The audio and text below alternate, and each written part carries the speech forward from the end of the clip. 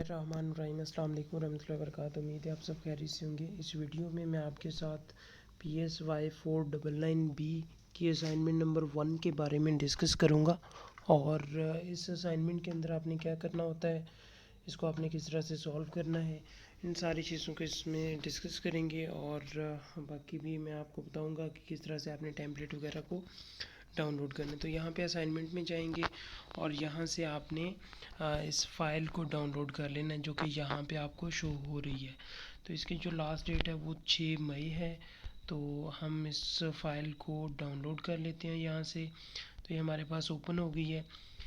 तो यहाँ पे उन्होंने लिखा है जी PSY 499B final year project, और इसकी असाइनमेंट नंबर 1 है। इसकी ड्यू डेट जो है वो 6 मई है। ठीक है, तो यहाँ पे उन्होंने लिखा है जी प्रोजेक्ट से पहले आपने ज़रा ये इंस्ट्रक्शंस को पढ़ लें।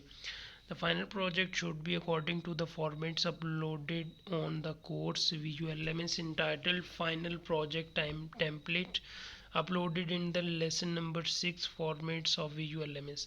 तो यहाँ पे आपको मैं ये भी बता दूंगा कि किस तरह से आपने इस टेम्पलेट को डाउनलोड करना है और उसके मुताबिक फिर आपने इस असाइनमेंट को बनाना है। फर्दर में कहते हैं कि जी final project must be submitted by uploading it against assignment number 1 on VULMS within the due date. तो ये आपने कंप्लीट प्रोजेक्ट ही सबमिट करवाना है इसी असाइनमेंट नंबर 1 के अगेंस्ट में। You are required to work on the final project strictly in light of comments given by the instructor in the approved proposal। जो proposal आपको बनाया था उसके अंदर इंस्ट्रक्टर ने जो जो इंस्ट्रक्शंस आपको दी थी उसके अकॉर्डिंग ही आपने चेंजेस करनी है। फिर जी आपका जो प्रोजेक्ट है ये MS वर्ड फॉर्मेट में होना चाहिए, और student whose proposal have not been approved accepted by the instructors are not allowed to work on the final project. तो अगर आपका प्रपोजल एक्सेप्ट नहीं हुआ था, अप्रूव्ड नहीं हुआ था, तो फिर आप इसके ऊपर काम नहीं कर सकते। तो जहाँ पे आपने अपलोड करना है तो उसमें आपकी फ़ाइल अच्छी करप्ट नहीं होनी चाहिए, ये आपने देख लेना है। प्लेगरिज्म बिल्कुल नहीं करना, अदरवाइज़ आपको 0 नंबर मिलेगा और आपको फेल कंसीडर किया जाएगा। तो 24 आवर्स आपके पास होंगे। इम्पोर्टेंट इंस्ट्रक्शंस आप देख लें, इसमें आपको वही फॉर्मेटिंग गाइडलाइन दी गई हैं। टाइम न्यू रोमन एरियल और फ़ॉन्ट 12 होना चाहिए। इसी तरह से आपको एडवाइस किया जाता है कि आपने MS वर्ड 2003 में करना है, और फ़ॉन्ट जो है ना ब्लैक और ब्लू यूज़ कर सकते हैं। तो ये सबसे पहले तो हम जो है ना इसके अंदर जो आपका टेम्पलेट है इसको डाउनलोड करते हैं, फाइनल प्रोजेक्ट टेम्पलेट। तो यहाँ पे आपने दोबारा से अपनी जो यहाँ पे जाना है प्रोजेक्ट में। ठीक है, यहाँ पे आपने जहाँ पे लिखा हुआ है PSY 499B, इसके ऊपर क्लिक करना है। जैसे इसके ऊपर क्लिक करेंगे तो कुछ इस तरह से इंटरफेस आएगा। यहाँ पे है लेसन नंबर 6। ठीक है, ये फॉर्मेट्स। तो आपने यहाँ पे फॉर्मेट्स के ऊपर क्लिक करना है। जैसे ही फॉर्मेट्स के ऊपर क्लिक करेंगे तो कुछ इस तरह से इंटरफेस आएगा। यहाँ पे देखें, पहले नंबर पे प्रपोजल टेम्पलेट है, दूसरे नंबर पे फाइनल प्रोजेक्ट टेम्पलेट है। तो आपने यहाँ पे फाइनल प्रोजेक्ट टेम्पलेट के ऊपर क्लिक करना है। जैसे इसके ऊपर क्लिक करेंगे तो यहाँ पे ओपन का आएगा, आपने इसको ओपन कर देना है। तो यहाँ पे मैंने पहले डाउनलोड किया था, मैं दोबारा से डाउनलोड कर लेता हूँ, इसको ओपन कर लेता हूँ। तो ये मेरे पास ओपन हो चुका है। तो यहाँ पे देखें, आपने सबसे ऊपर फाइनल प्रोजेक्ट लिखना है, नीचे आपने टाइटल ऑफ प्रोजेक्ट लिखना है। नीचे फिर इसका इंस्ट्रक्शंस दी गई हैं कि ये बोल्ड होना चाहिए जो भी टाइटल आपने लिखेंगे, और फ़ॉन्ट 16 होने चाहिए, और टाइम न्यू रोमन स्टाइल में लिखना है। ठीक है, इन इंस्ट्रक्शंस को आपने साथ साथ पढ़ते जाना है। फिर इसी तरह नीचे आपने ये सेम पैराग्राफ इसी तरह से लिख देना है। Report submitted to the department of psychology, ये सारा आपने इसी तरह लिख लेना है और बोल्ड करना है इसको, और फ़ॉन्ट 12 होने चाहिए, टाइम न्यू रोमन। इसी तरह नीचे आपने अपना सबमिटेड बाय स्टूडेंट ID, अपना नेम लिखना है, ये भी बोल्ड और 16 फ़ॉन्ट होने चाहिए, टाइम न्यू रोमन स्टाइल में। नीचे आपने ये लोगो इसी तरह होना चाहिए, और department of psychology virtual university of Pakistan. तो ये पहला जो पेज है वो इसी तरह से आपने बनाना है, ये एक पेज होगा। ठीक है, फिर दूसरे पेज के ऊपर आपने इसी तरह से प्रोजेक्ट अप्रूवल इसका लिखना है। नीचे आपने अप्रूव्ड, रिजेक्टेड, सॉर्ट, रिवीजन और री सबमिशन नीचे आपने इसी तरह से सुपरवाइज़र का लिख देना है। सेम एज इट इज़ आपने ये चीज़ जो कि आपकी फॉर्मेट के अंदर है इसी तरह आपने लिखना है। एक पूरे पेज के ऊपर सिर्फ यही चीज़ें होनी चाहिए, इसके अलावा आपने कुछ भी इसमें ऐड नहीं करना। फिर यहाँ पे तीसरे पेज के ऊपर आपने डिक्लेरेशन लिखना है। यहाँ पे स्टार्ट में आपने अपना नेम लिखना है, आई आगे नेम, फिर आगे आपने अपना स्टूडेंट आईडी, आपका जोन सा सेशन है वो लिखेंगे। बाकी सारी चीज़ें एज इट इज़ होंगी। यहाँ पे आपने अपना प्रोजेक्ट का टाइटल लिखना है, ठीक है, टाइटल ऑफ प्रोजेक्ट यहाँ पे लिखना है। उसके बाद फिर आपने यहाँ पे अपने साइन करने हैं, ठीक है। साइन करने के बाद आप अपने अपना नाम यहाँ पे लिख देंगे। साइन ना भी हो तो आप सिंपल अपना यहाँ पे नाम लिख दें। उसके बाद नीचे फिर नेक्स्ट पेज के अंदर फिर आपका सर्टिफिकेट आएगा। यहाँ पे आपने इट इज़ सर्टिफाइड दैट, यहाँ पे अपने इंस्ट्रक्टर का नाम लिखना है। और उसके बाद फिर नीचे आपके इंस्ट्रक्टर्स के साइन आ जाएंगे, रिसर्च सुपरवाइज़र के, वो खुद ही कर देंगे। यहाँ पे आप उनके भी नाम लिख दें तो कोई अर्ज नहीं है, ठीक है। आपने यहाँ पे भी उनका नाम लिख दें। फिर नेक्स्ट पेज के ऊपर डेडिकेशन है। अगर आपने किसी को ये काम डेडिकेट करना है जैसे कि फादर, मदर, फ्रेंड्स, तो आपने यहाँ पे डेडिकेट कर देना। अदरवाइज़ ना भी करें तो कोई मसला नहीं है, ये ऑप्शनल है, इसको आप रिमूव भी कर सकते हैं। यहाँ पे आपने एक्नॉलेजमेंट लिखनी है, ठीक है। जो भी आपके एक्नॉलेजमेंट आप इसको एज इट इज़ भी लिख सकते हैं, नीचे अपना नाम लिखना है। फिर यहाँ पे आपका आ जाएगा table of content. Table of content आपने इसी जगह पे रखना है जहाँ पे आपको बताया गया है। ऊपर आपने जितने भी पेजेस थे उनका भी आपने टाइटल पेज था एक पे, दूसरे पे थीसिस अप्रूव्ड बाय था, डिक्लेरेशन था, सर्टिफिकेट था, तो आपने यहाँ पे पेज नंबर लिख देना है, ठीक है। इसी तरह फिर आपने नेक्स्ट चैप्टर 1 और चैप्टर 2 और बाकी तमाम चीज़ें जो हैं उनका आपने लिख देना है। यहाँ पे हम जा जाएंगे नंबर 1 के ऊपर। लिस्ट ऑफ टेबल्स का भी आपने यहाँ पे टेबल जितने बनाने हैं रिजल्ट्स के वो यहाँ पे लिखेंगे। उसके बाद आपका यहाँ पे आ जाएगा लिस्ट ऑफ फिगर्स कुछ हैं तो वो अपने यहाँ पे लिख देंगे। और उसके बाद लिस्ट ऑफ अपेंडिसेस हैं तो वो उनका पेज कॉलम यहाँ पे आप बना देंगे। फिर आपने अब्स्ट्रैक्ट लिखना है। यहाँ पे मैक्सिमम 250 वर्ड्स का अब्स्ट्रैक्ट लिखना है, 250 वर्ड्स मैक्सिमम है, ठीक है।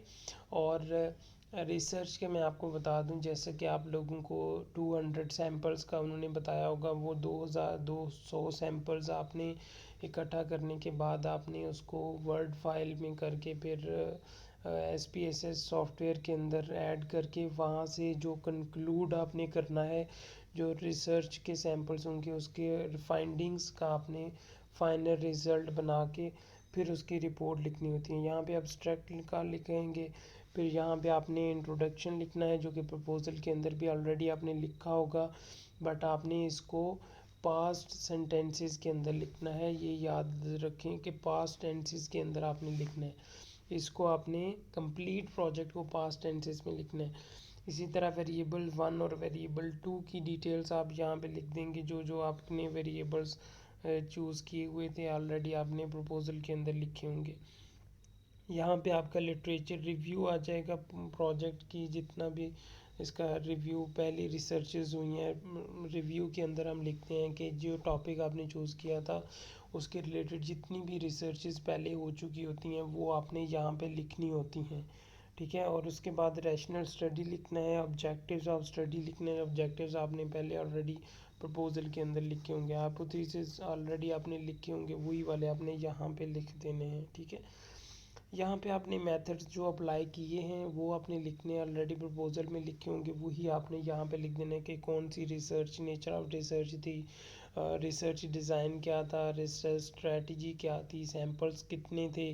वैसे आपको 200 करना होते हैं, कुछ इंस्ट्रक्टर्स 100 भी अलाउ करते हैं। तो आपके जितने सैम्पल्स का आपको कहा गया है उतने सैम्पल्स आप गूगल फॉर्म जनरेट करने के बाद अभी से इकट्ठा कर दें, ताकि 2-4 दिन के अंदर अंदर आप अपने सैम्पल्स इकट्ठा करके इसको कंप्लीट करें।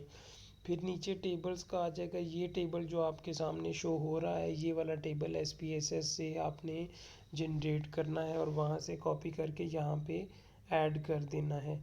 इसी तरह से आपकी असेसमेंट जो भी होगी आपने डेमोग्राफिक इंफॉर्मेशन के अंदर और स्केल 1 की जो भी है, स्केल 2 और इसी तरह से प्रोसीजर्स और एथिकल कंसिड्रेशंस वो आपने यहाँ पे ऐड करनी है। फिर मज़ीद जो रिज़ल्ट्स फाइंडिंग्स आपने निकाली हैं SPSS के ज़रिए, ये भी आपके SPSS के ज़रिए ही निकाली गई हैं। तो आपने बिल्कुल इसी तरह का टेबल वहाँ से निकालना है और उसकी ही आपने जो है ना यहाँ पे ऐड करना है। यहाँ पे जो MSD, MIN और MX ये जो नज़र आ रहा है, यहाँ पे M से है मीन, फिर स्टैंडर्ड डेविएशन, मिनिमम और मैक्सिमम है। ठीक है, यहाँ पे पहले वेरिएबल्स का मीन, मीडियन और इसका स्टैंडर्ड डेविएशन है, इसी तरह दूसरे का है, फिर तीसरे का है। तो तीनों वेरिएबल्स का आपने मीन, स्टैंडर्ड डेविएशन, मिनिमम और मैक्सिमम जो है ना फाइंड करना होता है। इसी तरह फिर आपने इसकी रिलेबिलिटी स्कोर को फाइंड करना होता है। ठीक है, नंबर ऑफ़ आइटम्स कितने थे और इसी तरह से इसकी रिलेबिलिटी क्या थी, ये चीज़ आपने चेक करना होती है। तो ये याद रखें कि इसकी रिलेबिलिटी जो है ना ये कम से कम 7 से ज़्यादा होनी चाहिए। ठीक है, रिलेबिलिटी शो करता है कि आपकी ने जो रिसर्च की है उसमें कितना यानी कि रिलायबल है। तो आपकी जो रिसर्च है वो कम से कम स्कोर 0.7 से अबव होना चाहिए। 7 से कम हो तो आपकी रिलेबिलिटी कम है, तो आपको दोबारा से अपना जो SPSS और क्वेश्चनर है उसको सेट करना होगा। ठीक है, इसी तरह फिर आपका नीचे रिलेशनशिप आ जाएगा कि इनका आपस में रिलेशनशिप किस तरह का है, को रिलेशन है, कौन सा रिलेशन है, ये आपने यहाँ पे फाइंड करना होता है और उसको यहाँ पे SPSS के ज़रिए से जनरेट करना होता है। इसके बाद नीचे फिर फॉर्म आपका जो टेबल आ जाएगा, इंडिपेंडेंट सैम्पल टी टेस्ट आपने फाइंड करना होता है। अगर आपने कंपेयर कर रहे होते हैं दो चीज़ों के, यानी कि मेल और फीमेल के दरमियान, तो फिर आप टी टेस्ट अप्लाई करते हैं। तो यहाँ पे हमने किसी दो वेरिएबल्स को कंपेयर करना होता है, उनमें फाइंड करना होता है दो जेंडर्स जिस तरह से होते हैं मेल और फीमेल के दरमियान में। तो फिर यहाँ पे हम टी टेस्ट फाइंड करते हैं, तो ये टी टेस्ट के रिज़ल्ट्स आपके पास आ जाएंगे। ये भी आपने टेबल SPSS सॉफ्टवेयर से करना है। SPSS सॉफ्टवेयर आप अपने लैपटॉप में इंस्टॉल करेंगे, मोबाइल के ऊपर ये नहीं होता, लैपटॉप के अंदर करेंगे, उसकी प्रैक्टिस करेंगे, प्रैक्टिस करने के बाद आपको ये चीज़ें हो जाएंगी। तो आपके पास जो टाइम है इसको आप प्रॉपरली यूटिलाइज़ करें। इसके बाद आपने डिस्कशन के अंदर यहाँ पे अपने पूरी रिसर्च जो आपने की हुई है उसकी फाइंडिंग्स और तमाम कंक्लूजन्स और उसकी स्ट्रेंथ्स और लिमिटेशंस ऐड करना होती हैं, इम्प्लीकेशंस और सजेशंस बताने होते हैं, और इसके बाद नीचे फिर आपने रेफरेंसेस देने होते हैं जो कि आपने APA स्टाइल के अंदर होने चाहिए। ठीक है, और उसके बाद फिर नीचे आपके अपेंडिसेस आ जाएंगे। अपेंडिसेस के अंदर आपने वो स्केल और लेटर ऑफ परमिशन जो आपने अपने जो आथर्स को भेजना होता है उसके स्क्रीनशॉट यहाँ पे सेंड करने होते हैं। और इसी तरह फिर आपने नीचे कोई इन्फॉर्मेंट कंसेंट एक फॉर्म है जो कि आपने डाउनलोड करना है। डाउनलोड सेक्शन में जाएंगे इन्फॉर्मेंट कंसेंट का, उसको डाउनलोड करके आपने उसको फिल करके यहाँ पे पेस्ट करना होता है। उसके बाद स्केल 1 की डिटेल जो कि प्रपोज़ल के अंदर आपने ऐड की थी वही वाले आप यहाँ पे इनके आइटम्स ऐड कर देंगे। तो ये आपका कंप्लीट प्रोजेक्ट होगा जो कि आपने अभी असाइनमेंट नंबर 1 के अगेंस्ट सबमिट करवाना है। फिर आपने उसकी अमेंडमेंट्स आएंगी, फिर दोबारा अमेंडमेंट आएगी, फिर लास्ट के ऊपर आपने इसका वाइवा देना है। तो ये कंप्लीट आपका प्रोजेक्ट हो जाएगा। तो अगर आपको पेड सर्विसेज चाहिए, प्रोजेक्ट कंप्लीट आपको बना के दे देंगे। आप व्हाट्सएप नंबर जो ऊपर शो हो रहा है इसके ऊपर कांटेक्ट कर सकते हैं। इसके अलावा आप को गाइडेंस चाहिए तो भी आप व्हाट्सएप के ऊपर कांटेक्ट कर सकते हैं। बट ये याद रखें कि कम्युनिटी वर्क और दूसरे जो इंटर्नशिप, रिपोर्ट राइटिंग या फाइनल प्रोजेक्ट वो भी हम बनाते हैं, आप उसके लिए भी हमसे कांटेक्ट कर सकते हैं। बाकी यह है कि या इस प्रोजेक्ट के लिए आपको SPSS सॉफ्टवेयर पहले सीखना होगा थोड़ा बहुत, उसके बाद फिर आप इसको कंप्लीट कर पाएंगे।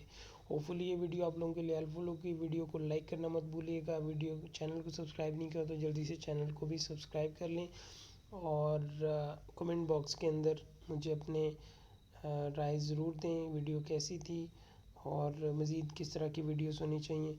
तो इंशाल्लाह मिलते हैं नेक्स्ट वीडियो में। अपना बहुत सा ख्याल रखिएगा, मुझे दुआ में याद रखिएगा। मिलते हैं नेक्स्ट वीडियो में, इजाज़त दीजिए, अल्लाह हाफ़िज़।